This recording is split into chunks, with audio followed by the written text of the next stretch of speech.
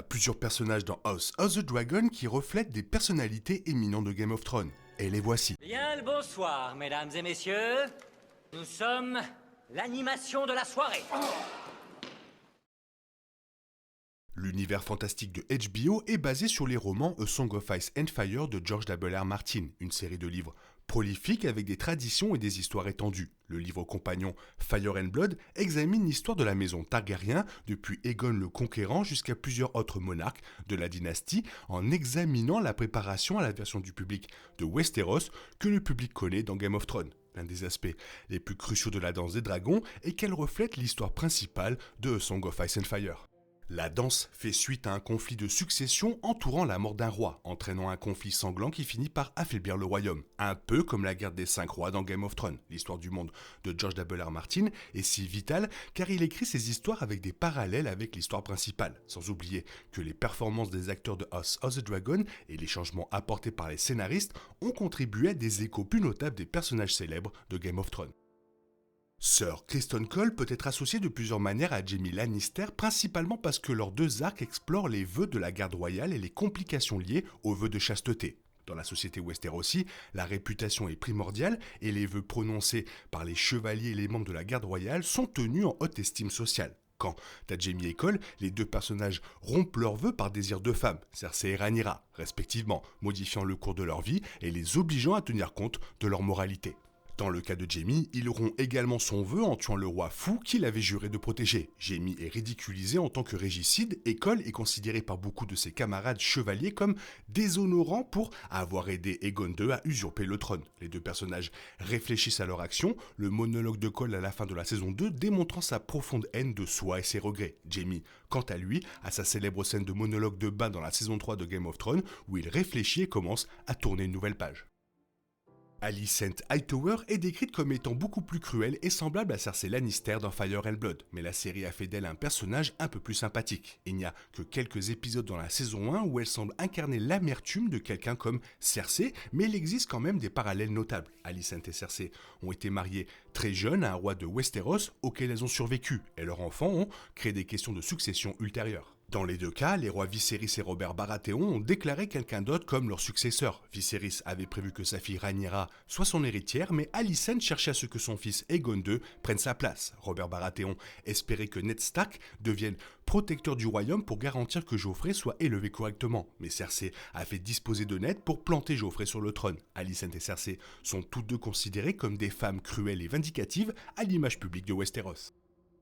Pour poursuivre la comparaison Alicent-Cersei, leurs fils, Aegon II et Joffrey Baratheon, ont également beaucoup de points communs. Joffrey Baratheon est considéré comme l'un des meilleurs méchants de l'histoire de la télévision et comme l'un des personnages les plus repoussants et les plus détestés de Game of Thrones. Il est la pire personne imaginable pour détenir le pouvoir sur un continent entier, car non seulement il est immature et impulsif, mais il est aussi sadique et carrément maléfique. Aegon II ressemblait davantage à Joffrey dans la saison 1 de House of the Dragon, tandis que la deuxième saison essayait de l'orienter dans une direction plus sympathique. Pourtant, Aegon II est le type de roi qui a besoin d'une affirmation constante de la part de son entourage, qui s'ennuie dans les conversations sur la politique et la guerre, et surtout qui a l'habitude de maltraiter les femmes de manière très odieuse. Il existe cependant quelques différences clés, car Aegon II montre une véritable affection pour ses enfants, semble sympathiser avec les petites gens et est prêt à risquer de se battre, ce qui est difficile à imaginer pour Joffrey.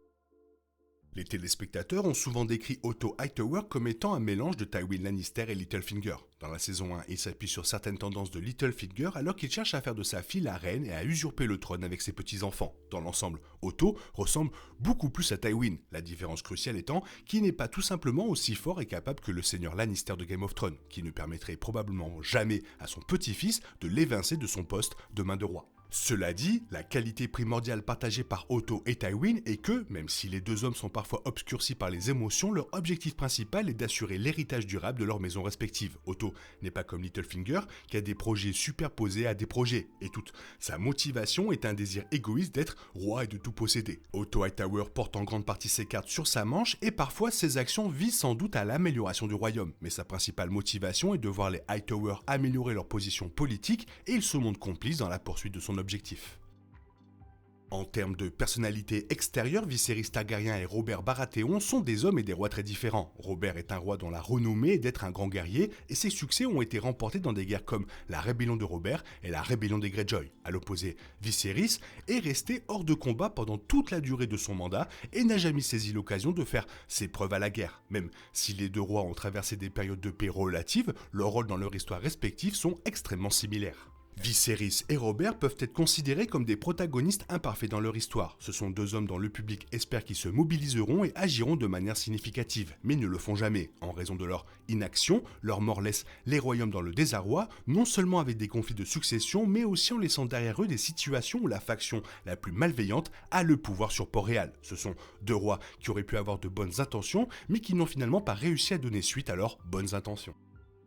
Lorsque les personnages sont surnommés vers et araignées, ils ont tendance à aller de pair. Ces deux-là s'inscrivent de manière cruciale dans un moule similaire à l'archétype de l'intrigant dans le monde de George R.R. Martin. Ce sont des personnages qui ont accès à de vastes réseaux d'informations et d'espions et qui n'ont pas peur d'utiliser ces informations pour écraser leur ennemi. Mais les similitudes entre Mysaria et Varys ne se limitent pas au simple fait qu'ils soient des comploteurs. Mysaria et Varys sont arrivés à Westeros essentiellement sans être des corps. Ils viennent tous deux de villes d'Essos où leur histoire d'origine tourne autour d'abus commis par des maîtres cruels. Dans le cas de Varys, il a été castré par un sorcier Amyr, tandis que Mysaria a reçu sa cicatrice de son père violent. Ils ont ensuite utilisé leurs compétences de survie pour construire des entreprises nécessaires à Port-Réal, établissant ainsi la valeur que les rois et les nobles désireraient, leur gagnant ainsi la faveur des bonnes personnes. Jacaerys passe vraiment en mode Jon Snow dans House of the Dragon avec de beaux cheveux bouclés et un voyage au nord jusqu'au mur. Mais il y a toujours eu des contrastes et des parallèles dans leur arc. Jon Snow est le fils d'un héritier Targaryen, ce qui fait de lui le dirigeant légitime des 7 royaumes, mais il a grandi en se croyant un bâtard de la maison Stark. Jacaerys Velaryon est le fils bâtard d'un héritier Targaryen qui a été élevé pour devenir le dirigeant des 7 royaumes, bien qu'il ne soit pas biologiquement le véritable héritier. Ces arcs de personnages se font écho et, bien qu'il existe des différences majeures, les personnages finissent par avoir des manières et des comportements similaires. Jon et Jacaerys sont tous deux accablés par l'idée d'être un bâtard et par la façon dont cela nuit à leur statut social, ce qui leur donne tous deux un grand désir de faire leurs preuves. Jon pense qu'il n'a rien à gagner à rester à Winterfell, alors il cherche l'honneur avec la garde de nuit. Jacaerys cherche à s'impliquer dans la danse des dragons, bien qu'il n'ait qu'un petit dragon à sa disposition, dans l'espoir de gagner son droit d'être roi. Alice Rivers a rejoint le casting de la saison 2 et a été une entrée exceptionnelle, apportant un sentiment mystique à la série similaire à Melisandre dans Game of Thrones. Avec les changements apportés à la prophétie du rêve d'Aegon dans les adaptations télévisées, Alice ressemble encore plus à Melisandre alors qu'elle guide Daemon vers son rôle dans la prophétie. De la même manière que Melisandre a eu des visions de la longue nuit et les associe à Stannis, Alice pense que Daemon doit atteindre son objectif en réalisant le rêve d'Aegon. Tout au long de l'intrigue d'Harrenhal, Alice guide lentement Daemon à travers des visions vers son retour à Rhaenyra. Ce n'est que lorsqu'il expérimente pleinement le rêve d'Aegon qu'il réalise qu'il doit jurer fidélité à sa femme et l'aider à gagner la guerre. C'est un peu plus sévère que la façon dont les prophéties se déroulent avec Melisandre, car le personnage de Game of Thrones n'est pas capable de voir une version claire du futur.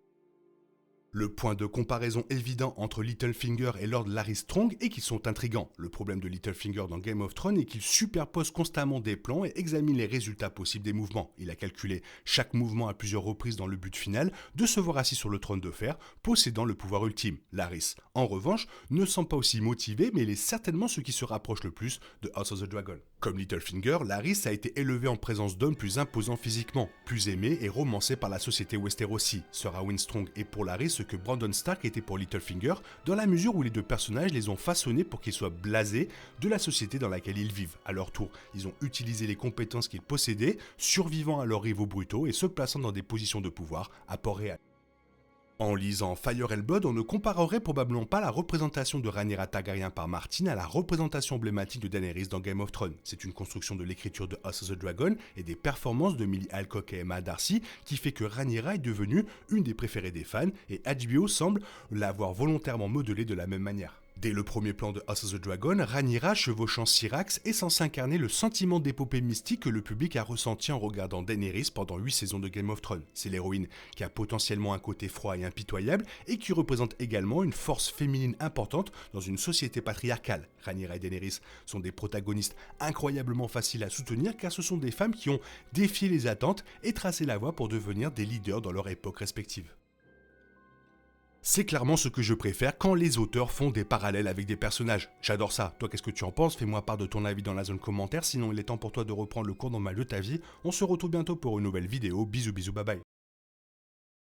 Il est impossible de compter sur les autres de nos jours. On est obligé de tout faire soi-même. Je me trompe? Rien de grave. J'avais tout prévu. Où va le monde? Je vous le demande.